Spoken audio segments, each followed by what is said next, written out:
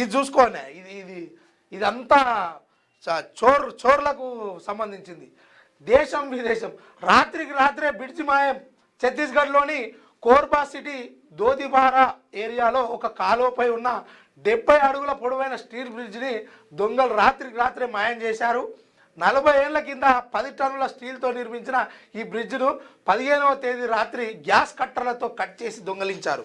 ఈ ఘటనలో 5 అనుమానితులను పోలీసులు అదుపులోకి తీసుకున్నారు. ఈ అబ్బాయి ఇంకా పుణ్యము, వీడు బ్రిడ్జ్ మాయం చేసాడు.